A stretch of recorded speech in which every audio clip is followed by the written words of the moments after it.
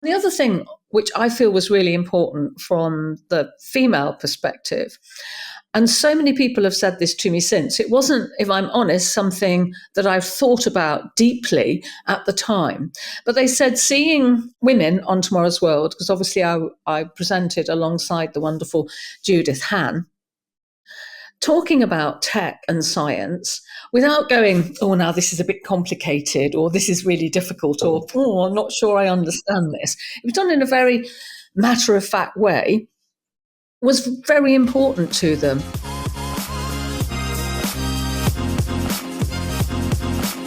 Hi everyone, welcome back to this week's Blooming Late Scientists. As you know, we are covering all things women in STEM in this season.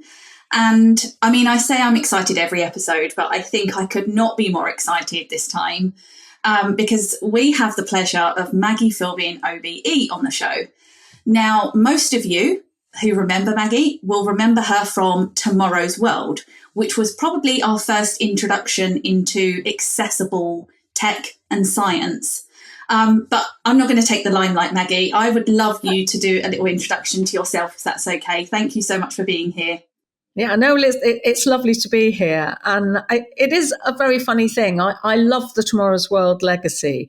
And if you're watching this and you think, what on earth are they talking about? It was a programme that ran for over 40 years on BBC One. When it started, there were only 3 television channels. So it did mean most people in the UK caught the programme, at one time or another. And the idea behind it was a window on the future. And when it began, this window that we were opening was really important because there was no internet. And this really was a way of understanding, in a Tomorrow's World phrase, what might happen in 10 years' time. It was a great get out of jail free clause, that, because, of course, you kind of hope that in 10 years' time, by which time you may have forgotten this prediction, we won't be caught up. But it was a fabulous programme in that it was incredibly authentic. We demoed tech often at very raw prototype stage, and things often went wrong. And I think the audience really appreciated that. They liked to see the white of our eyes. So that's what Tomorrow's World was. And, it did run for a very, very long period of time. And it became almost like a university experience for presenters, producers, researchers, editors, many of whom are still my very closest friends. So it was far more than a television show. It was absolutely a way of life for all of us. It's so nice to hear about it from that perspective because, of course, those of us watching it on the TV, it's a totally different perspective for us. I mean, I remember watching it when I was a child and just being fascinated by it. But the thing that you point out there actually is that the public really liked the human aspect of it, and there was failures and things went wrong. And for me, I think that's so important because unless things feel like reality, they're just not accessible to you, are they? No, and absolutely. And it meant that they believed what they were seeing, as indeed they should. And Tomorrow's World was such an honest programme. We never covered something up if it hadn't worked properly. It was there in its full glory, making an absolute fool of you.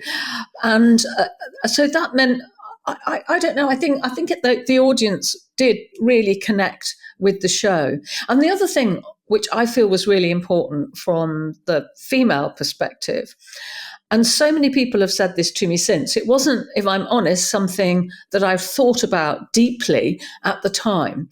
But they said seeing women on Tomorrow's World, because obviously I presented alongside the wonderful Judith Hann, talking about tech and science without going, oh, now this is a bit complicated, or this is really difficult, or, oh, I'm not sure I understand this. It was done in a very matter of fact way, was very important to them. And also the fact that we were absolutely ourselves. I mean, if you look at, and I think some of the early Tomorrow's Worlds are available on YouTube, you can tell that a stylist has been nowhere near me.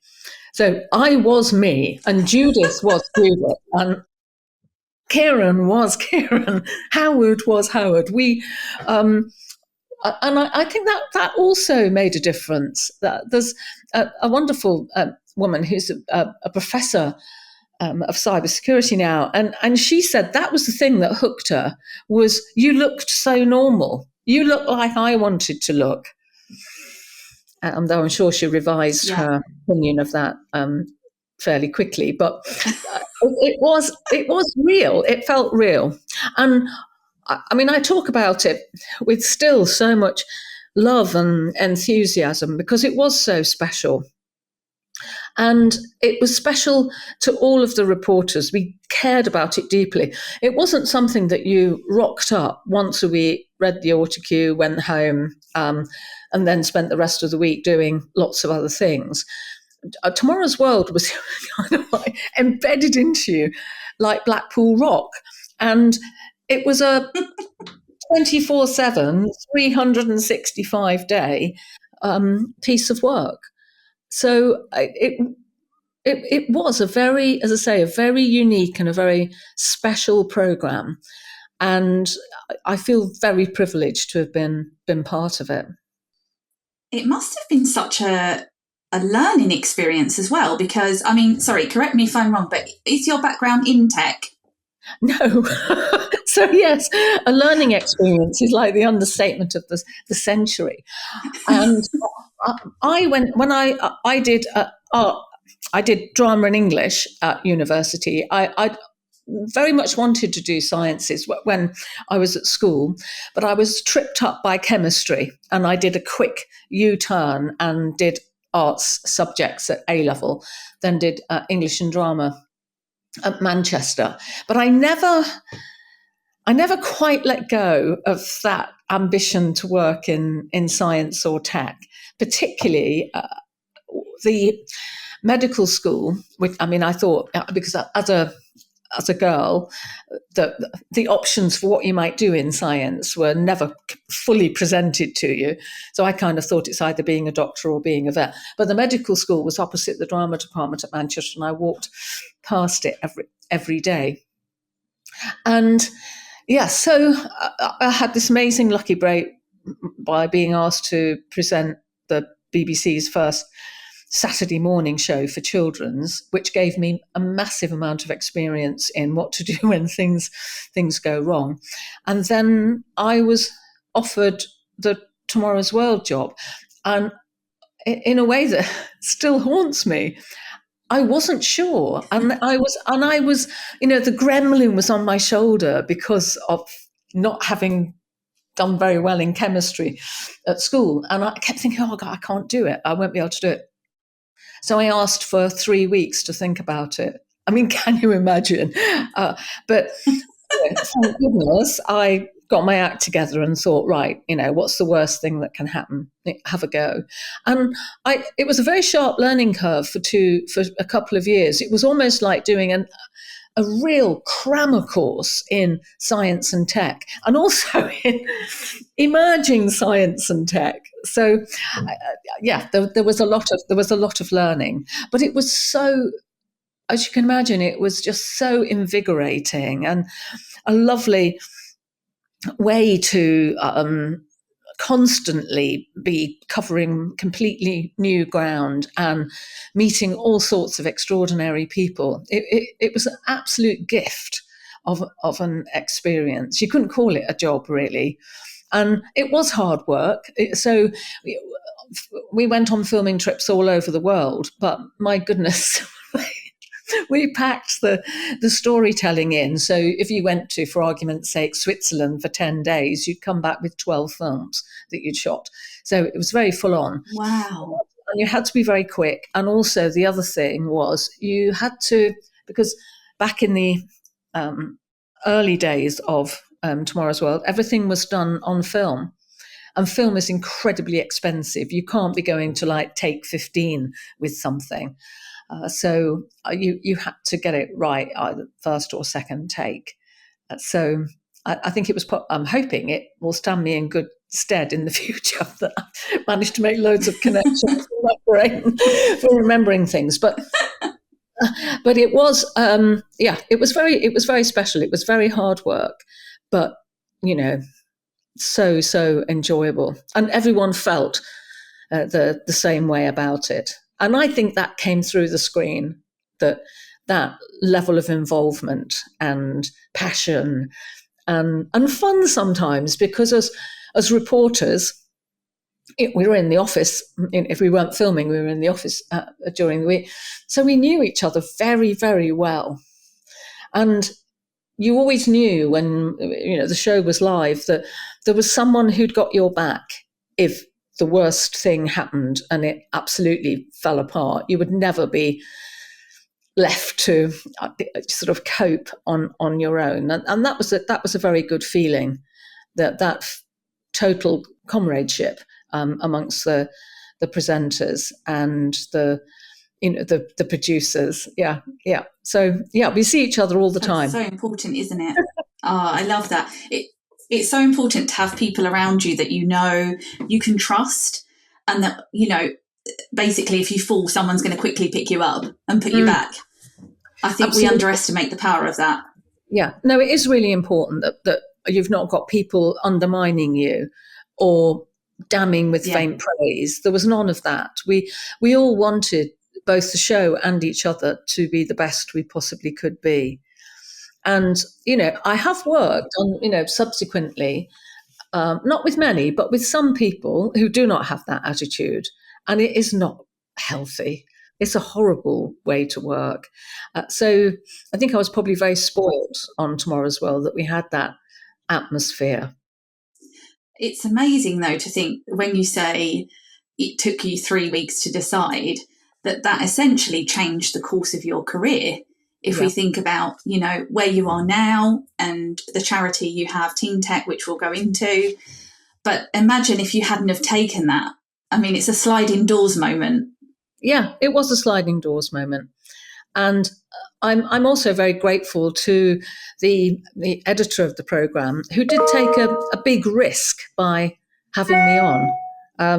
He knew what my experience was. He also knew what I didn't know.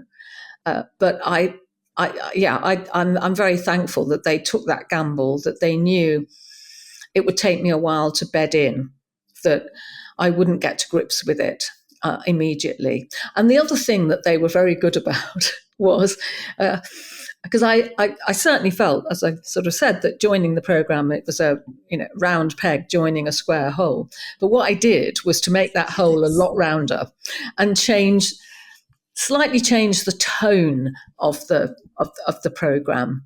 So that was also a good feeling. I mean, I wasn't aware of it at the time, but I could kind of see that, yes, I developed as a reporter and a presenter, but also so did the show. that moved with me too. So it was a lovely, a really, really good and very nurturing environment. And the thing, I think in terms of women, it was thoughtful. As I say, at the time, I had no idea that by being there and just being myself and doing things my own way, that this was quite a influential thing to be doing. That never ever crossed my mind. But the way the stories were told was thought through very carefully. And there was no casual references to either scientists or doctors or engineers or people working in tech as he. I always remember in the early days, as an item about a new kind of car jack that, hey ho, you can raise your whole car up and you just can use your little finger kind of thing. It was one of those items. And I'd written the sort of script and said, so this is something like, we all know that feeling, having to take your car into the garage, so that when the mechanic wants to take a look at something, he can. And I always met, there was a lovely producer called Cynthia Page, went, he? Maggie? He? I don't think so. And it was, so all of those little things, which, bear in mind, this is the, early 1980s, that could easily have slipped in, because that was outside this wonderful bubble of Tomorrow's World. 80s culture was very different, was very different. But as I say, I was surrounded by people who just made you think, really think about what you were doing and saying, so that you weren't reflecting the sort of the common culture of the time towards women. It was very carefully monitored, and the selection of stories that you were given to do was also, I mean, I think, to be honest, went too far the other way at times, because I lost count of the number of times I was jumping out of helicopters into the North Sea and being rescued, or jumping off cliffs. But they did it deliberately, because they wanted, there was no sort of "this is a boy's job" kind of thing about it. As I say, I felt sometimes they went too far the other way. The risk assessments were quite interesting, but that also made a difference. In a way, I don't like using this term, but that's fairly groundbreaking, like you say, at a time where there were very specific stereotypes for genders. I mean, I remember even when I was at school in the 90s, I was encouraged by my parents to take my Pitman secretarial exams and learn how to touch type. And, we're talking the 90s, it's not that long ago. So it's great to hear that was monitored in that way. Yeah. And obviously very quickly, after, a few months, it was absolutely second nature, and I never thought about it. But again, I'm sure that was one of the reasons that so many women say it was seeing role, because I never thought about myself as a role model, but it is lovely when you meet people who say, "Oh, I watched it, and I'm now," and they're doing incredibly impressive things in science, and you think that program, Tomorrow's World, played a big part in that, and all of the amazing teams of producers and researchers behind the show. It wasn't just Judith and I; it was all of the Cynthias and the Theresas and the Sally Dixons and everything, who just made sure that we told stories in a way that everybody could relate to. Because I'd watched, funny enough, I'd watched Tomorrow's World as a kid myself when it started. And although I found it really impressive, all of this whizzy technology and the first flight of Concorde, etc., it didn't make me think, well, I could work in that field. It never crossed my mind. And that was because at that time, it was very, very blokey and unrelatable to a 10-year-old girl. So, those changes, they arrived at the right time, I think. Yeah, I would agree with you. And I mean, it's interesting, isn't it? Because there are still today subjects, particular STEM subjects, that are heavily kind of male dominated. But I think we are seeing positive changes for sure. And that leads me into talking about your charity, Teen Tech. So you kind of came from Tomorrow's World, and you spent all this time around tech, and you then, you founded this charity in 2008. But what led to you founding a charity that kind of focused on, I guess, social mobility and not having these restrictions on gender and, social status? What was your kind of, I guess, inspiration for doing that? Well, it came directly from young people. It firstly came from my daughter, who, when I talked to Rose, and Rose then would have been, I'm just trying to think, 14, 15, something like that. And when I talked to her about, you should really think about a job in tech. And her reaction was, why would I want to do that? Because it was based on her experience at school, which was all about Excel spreadsheets, and Rose simply couldn't see the point. And I thought that was just a mother-daughter thing. But I worked for a long time, actually, doing the early morning, the breakfast show, outside broadcast reporting for radio. And when you do that, you meet all sorts of people, including young people.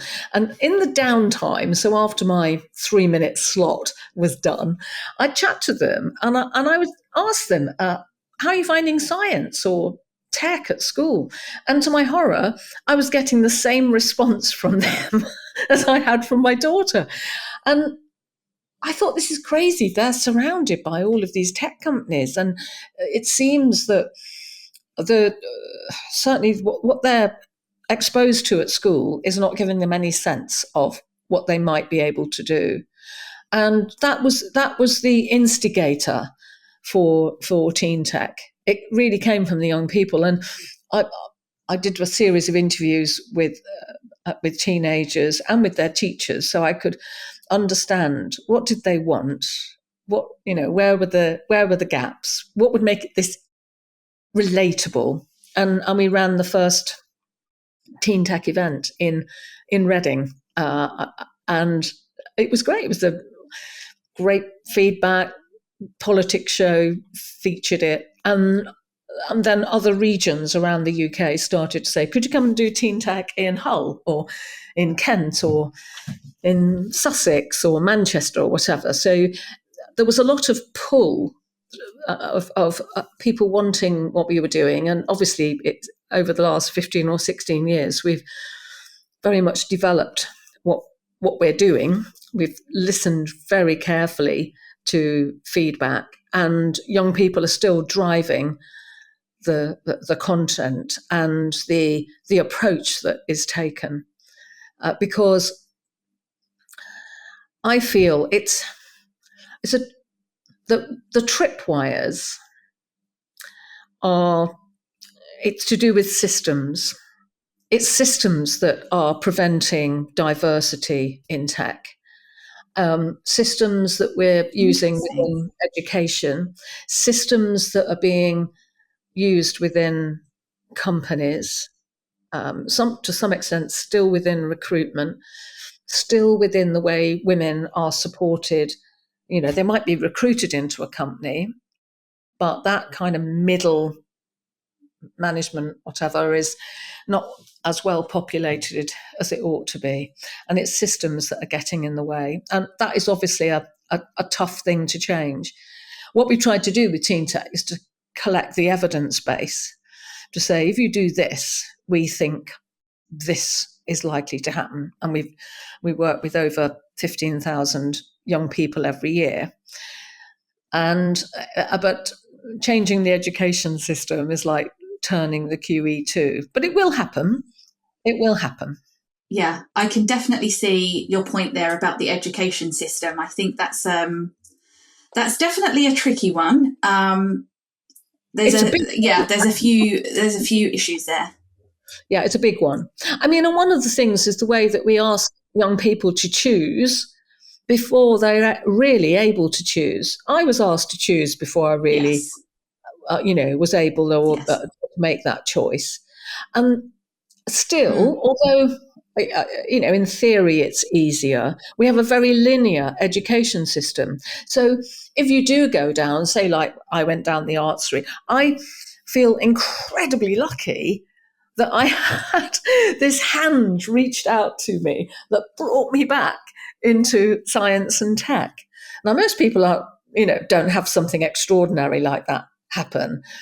And, for many, they can feel, I can't do this. One of the things I really try to help young people with is to understand, okay, you might make a decision today. You do not have to stick with that decision in X months or X years' time. You can change your mind. Yes. You can, and there are so many opportunities now to get yourself up to speed with certain skill sets. And I think also that with tech companies, and within science, I think there is a perception, say like within tech, that if you can't code, forget it. And this isn't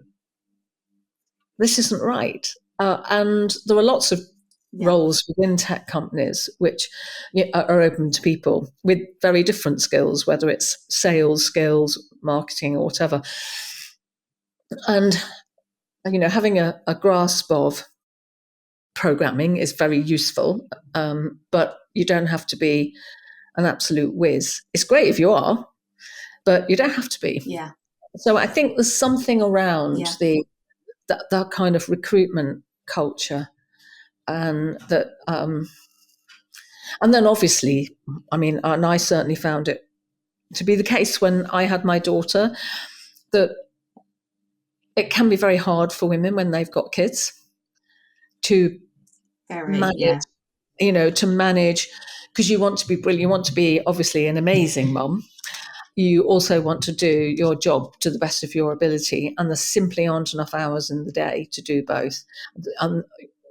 Women can put themselves under a huge amount of pressure, and that retention piece, I think, is not really working in many organisations. They don't hang on to talent and make it a little bit less pressurized and it's not about saying, oh, you can just like take your foot off the gas for 4 years, but it is about just thinking a bit more intelligently about what would make sense, so that you can still progress your career without feeling like your head is going to fall off with all of the stress.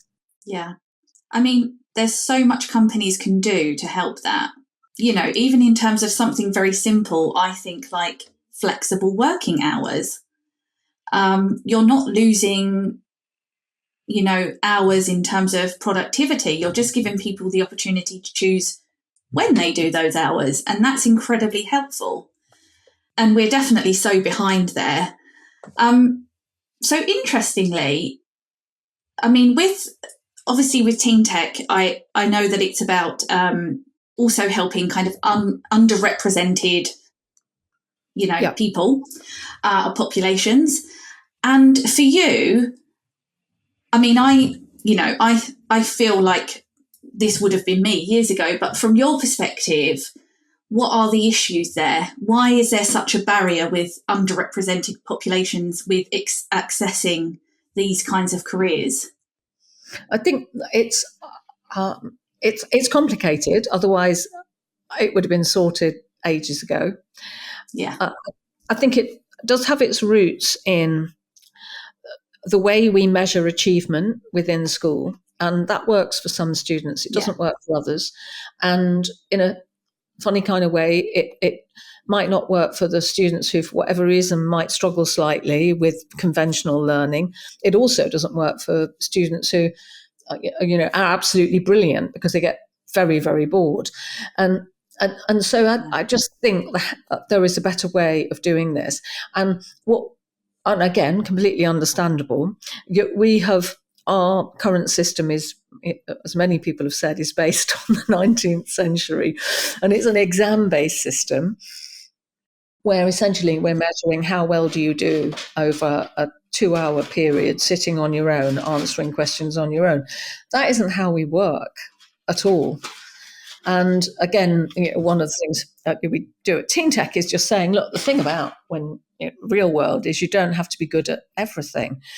It's very useful to know the things you're not so good at, because then you can get someone in your team who is good at those things.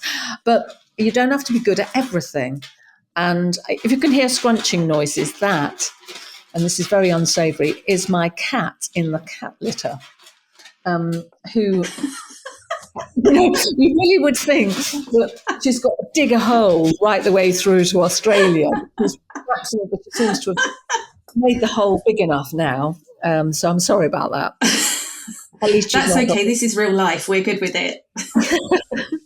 They're very naughty, my cat. And now I've lost my thread. But yeah. So you've got that.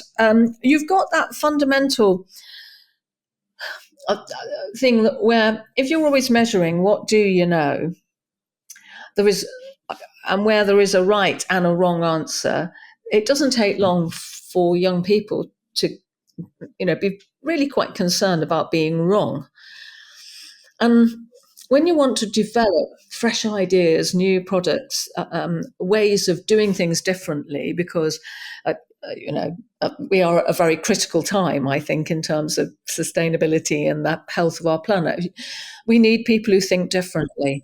And that means you have to take a bit of a risk in your thinking, because you might come up with, 10, 12, 20, 100 ideas, only one of which might fly. So that means you've got to be wrong a lot. And that, I think, is hard when you've been kind of programmed through a system where being right is what you're aiming for. That's just my feeling about it.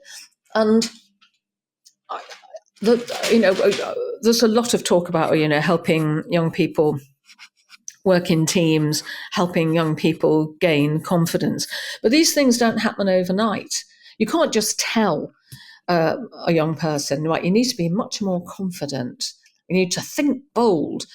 They need to have those experiences of thinking bold, and it not mattering if they think so bold, whatever it is, doesn't work or is not feasible.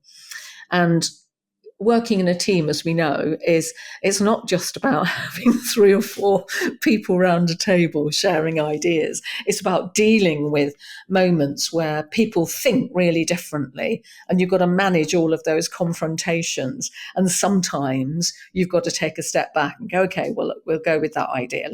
And that, all of that management is important. But schools don't always have the time for this. It's where, to some extent, private schools, because I think if you talked about, is there an edge in certain private schools? Maybe there are brilliant teachers, obviously, across private and state sectors, but they kind of seem to bake in time for this kind of stuff. That's what I see. Whereas many schools are kind of slightly scrambling around, and they've got a lunchtime club or an after schools club where those students might have a little bit more time to think. And I think the teachers need time to think.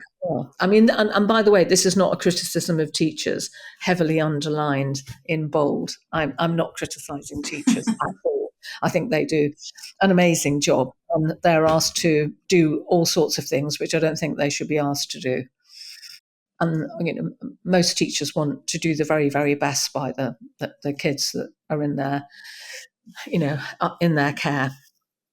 Yeah, it's a tough old job, and it's not one that I could do, I have to be honest. I mean, the thing about the private schools, isn't it, that's interesting, because that they're baking in this time to spend thinking about these things and, creating these environments. But then I guess the problem with that is that it kind of then feeds into, okay, well, if you've got money, you'll be in an environment that cultures that. But if you don't have money, you won't be. But it's not, I'm not saying, right, everyone, sell up everything and send your kids to private school. I'm not saying that. Yeah. But I am saying, what I am saying is that we've got a very overcrowded curriculum, which, in my opinion, is full of a lot of stuff which could be removed, and where the students could be given that development time. Because that's what gives young people an edge, is having that confidence, having opportunities to learn to be confident. That makes a real difference. And that's what I'm saying, is because I've just looked at and that's just my perspective, that it's like in terms of the quality of the teachers, you can't say there are better teachers in the private sector to the state sector. You can't say that. That isn't the case. No. But what I think it is true to say is that in many instances they are able to make that time. I mean, state schools. I mean, state schools do as well, but they are doing it as an add-on. And this should be part of that sort of curriculum the curriculum does not all have to be measured and marked and, data found, and shared with whoever, because that makes no difference, humble opinion, no difference whatsoever to the outcome of the student. And why are we doing all this? Who is that education for? I mean, is that, let's build a system which is built around the young people and the opportunities which will be there for them in the future, where what we will need are clever thinkers more than anything. Yeah. Clever thinkers. And really, the only way you get that, like you say, which I agree hugely with, is offering that space, that psychologically safe space where children, teenagers, adults feel safe to say something and it not be right. Yeah.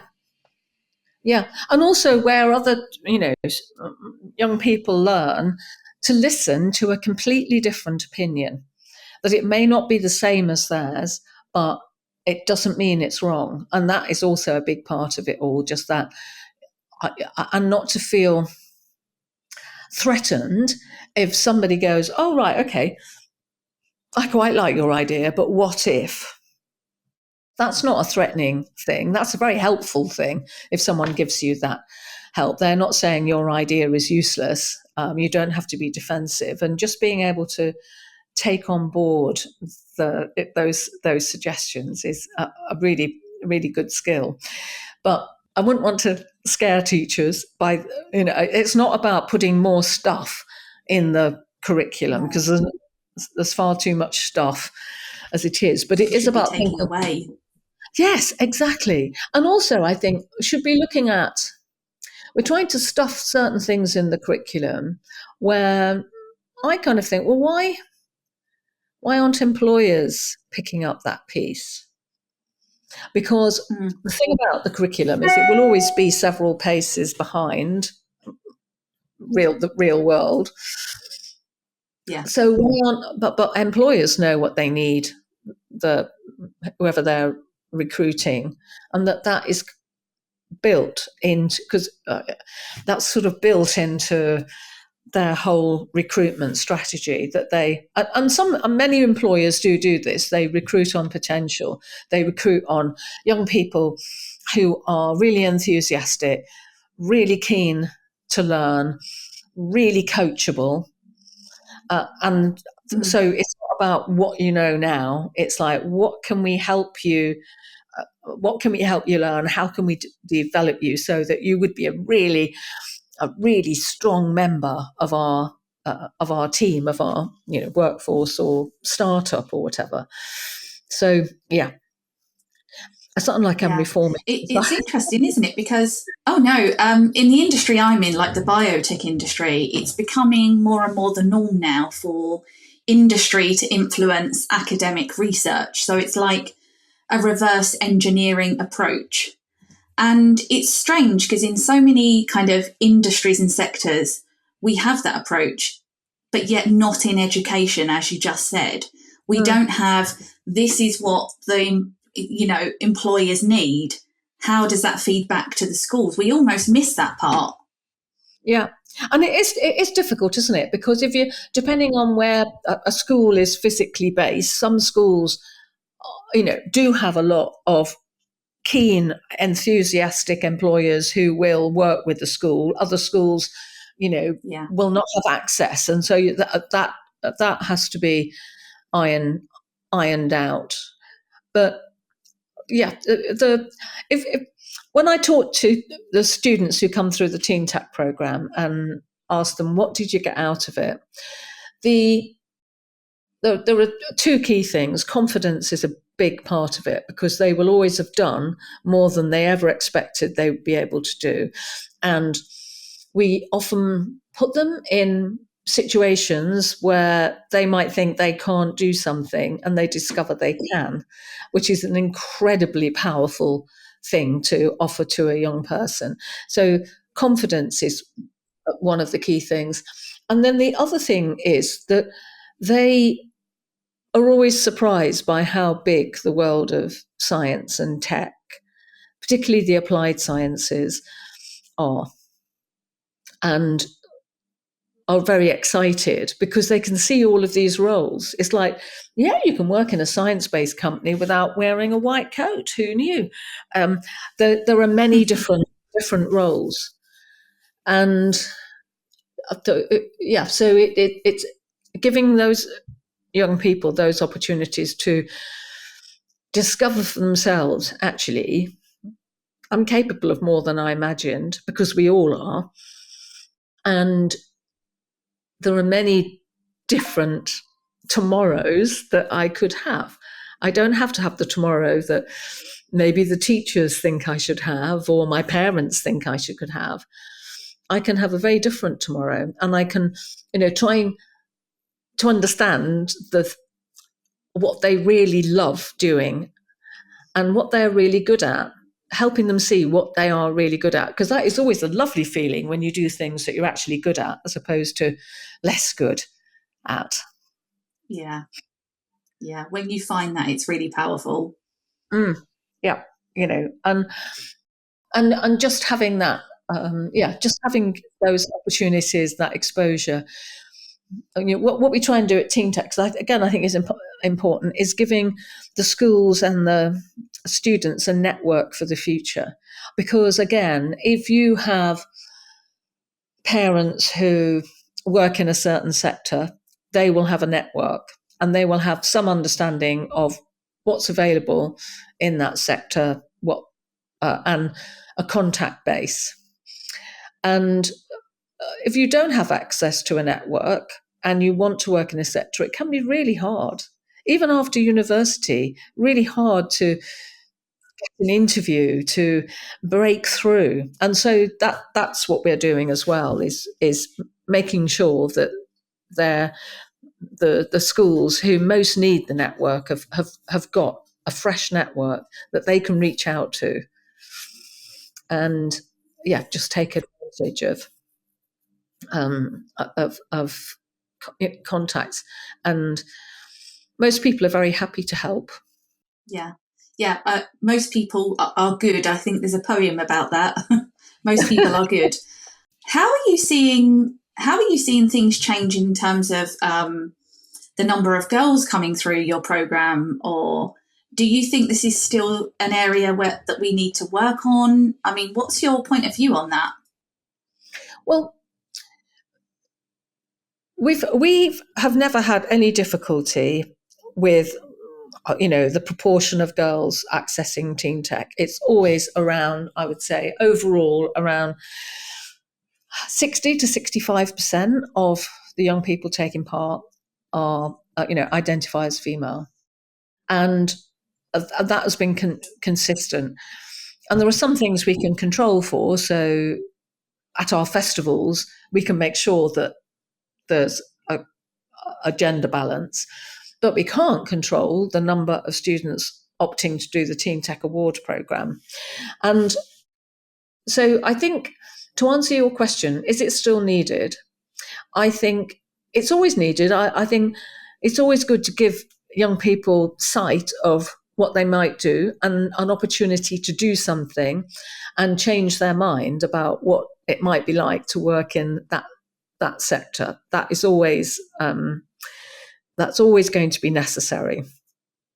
But I do think there needs to be a focus on the systems, because the systems, it's like, I did something a couple of years ago for there's sort of an organisation. I think they're not called the Association of Advertisers, but let's pretend they are. Now, advertising historically is something that lots of girls want to go and work within ad agencies and all the rest of it. So Yes. They have no issue whatsoever in terms of a very healthy number of young people who identifying as female wanting to work in that. So first rung of the ladder, fine. But they, like everyone else, the attrition rate is huge. And so that is where it's